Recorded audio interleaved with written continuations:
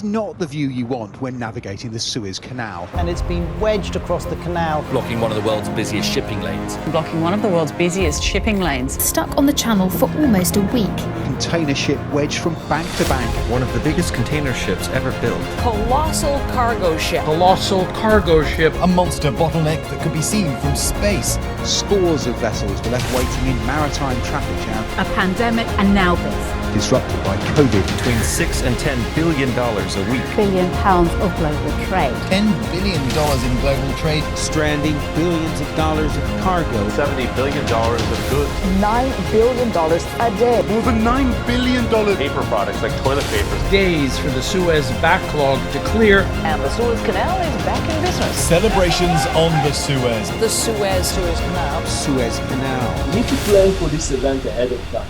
You don't want to find yourself suddenly surprised by something like this with no ability to react. See this Suez Canal stuff? It's a big boat. You know, it's not even just what the boat is carrying, it's the thousands of boats behind that boat that are also carrying crude oil and livestock and normal trade goods. But you have to think that they're also carrying, you know, e-commerce items and things that you and I click on the internet here that show up from thousands of different e-commerce websites and travel through that canal to get to us. It's just a lot of stuff. It's a lot of stuff. And from a self-storage mindset, where's all that stuff go? I was reading a fact from eMarketer that worldwide e-commerce trade had risen 27% because of the pandemic last year in 2020. That is remarkable. That is so much stuff. People are buying more online. And what's crazy takeaway to me is that these consumer habits are not just a 2020 thing. These are going to linger. People aren't going to just see how easy it is to buy something online and then stop doing it in 2021 or thereafter. So it's impressive to see how much stuff is now being purchased online. Check out this graph about US retail in 2020. Here's another one about traffic growth on Amazon.com. I mean, month over month, if you check out November, 45%. That's just so many things that are being purchased online. And, you know, wouldn't you have loved to know how popular e-commerce would be, 5-10 years ago? That would be valuable information. So with that said, this entire episode is about preparedness and making sure you are prepared for things that you can and cannot see coming. Obviously, things like the global pandemic you did not see coming, many people did not, but there's other things that you do see coming that you can have on a roadmap, a strategic business roadmap, a self-storage plan that you know are coming and how to prepare for those. Equally important in both cases. And obviously when you're talking about preparedness, it's easier to sit here in a chair and say, hey, look, I wish I was better prepared, or these are the steps to be better prepared. I wish I had known that contactless rentals were going to be super popular. But that's why we're having these conversations. After that cargo ship that was wedged across the waterway. But with that, let's go ahead and dive into it.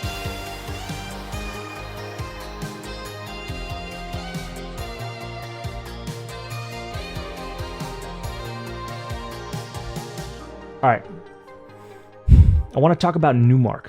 Newmark self-storage specifically had found themselves in 2020 with a very impressive year, robust. They put up a lot of big numbers that were quite frankly very impressive.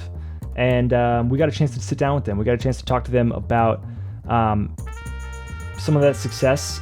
You know, back in May and April of 2020, people didn't know up from down, and things were quite frankly a little scary for a while. But there is a difference between sitting back in your chair and observing versus leaning forward and observing with both eyes and trying to take note and trying to better yourself on how to act. And I think that is what Kenneth Cox sort of alluded to when he was talking with me. There's a certain level of importance in positioning yourself well in situations like that, but I will let him explain instead. Obviously, the first 3 months of the year weren't disruptive, and we did get a deal done or two in that time frame. Then, of course, the pandemic hit. I'd say all along, probably after the first month or two, kind of when the lockdown started, and storage seemed to be performing pretty well. And we always kind of said that the spigot is going to open, and the groups that kind of get to the spigot first to drink the water are probably going to have a little advantage of getting things closed in 2020. And that's really what happened. I mean, you kind of got through May, got through June, and then around July, it's like, man, these fundamentals look very good. And we had some groups that reached out and said, hey, you know, the deal that you had in the market, you took off, we want it, and you know, we're aggressive, we're back. And so I think there were groups like that, 4 or 5 of them out there, that were putting a lot of deals under contract. And then of course, as we went along, you know, into the third quarter, activity just picked up. I think everybody at that point was comfortable with the product. In fact, not only comfortable with it, it was certainly lending, you know, a very good story to invest in self-storage, given how well it's done during the pandemic. You know, we didn't try to start up the engines any sooner than we felt like the market was willing to accept, but we also didn't wait around for anybody to, you know, we kind of wanted to be the first proof positive. I think we were. So, you know, again, doing nearly $2 billion worth of volume, you know, $1.2 billion of it, as you pointed out, was with Blackstone. I mean, that still leaves us with, you know, a fairly elevated year, and in the context of 2020, you know, exceptionally elevated year. So a lot of Newmark's successful 2020 can be attributed to the fact that they put themselves in a good position to weather the pandemic storm and be able to take those punches a little bit better. That's one example of something you don't see coming, but what about something that you do see coming? One example of this is actually my wife's company, who in February of 2020 set up training exercises and trial and error A/B testing to figure out how well they could implement working from home policies. Yeah, coincidence, huge coincidence. You know, that company testing out working from home policies didn't spawn from nothing. They had foresight to know that this is where the country's headed distantly, 2, 3, 5, 10 years from now, whatever it may be, that is on the trajectory. So why not let's start practicing them to figure out how we can best be capable of them and weather that storm when it happens. Granted, obviously, the example is surely coincidental because little did they know that they would be thrusted into a situation where they would need it immediately. So did the rest of the country.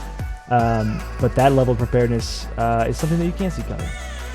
Another example of this is with PTI Security. So I had a chance to talk to Thomas Brooks from PTI Securities, and he enlightened me about a similar example. You know, PTI specializes in a lot of technology that can keep your things safe on site at self-storage facilities. You know, one of their biggest selling technologies is their keypad, but little did we know, flash forward in 2020, people don't like to touch stuff.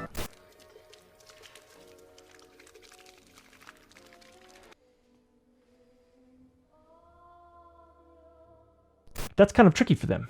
When I approached Thomas about this exact circumstance, he enlightened me that this was already a trajectory that they were already on. I'll let him explain.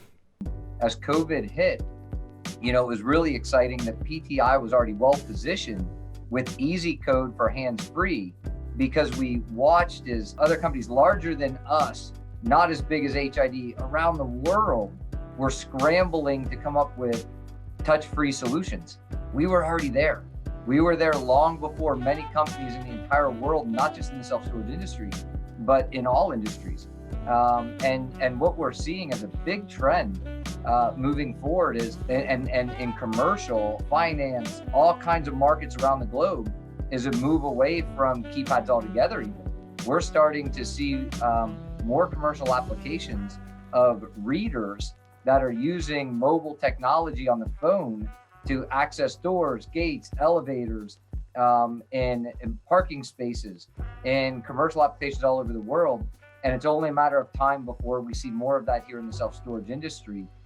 And even today, PTI is piloting 40 sites with one group that is completely hands-free, no keypads, readers only, and every tenant has to use a mobile access so that there's better visibility into who's coming on and off the property because they're using their cell phones to do it. So mobile and hands-free, you know, we're only at the beginning of that. All right, thanks for watching, everybody. Have a pleasant rest of your days, and tune in next week. I'm going to be chatting with Joseph Woodbury of Neighbor.com, and he has a pretty insightful take on how his industry is not necessarily competing with the traditional self-storage model. You won't want to miss it. Thanks for watching. I'll see you then.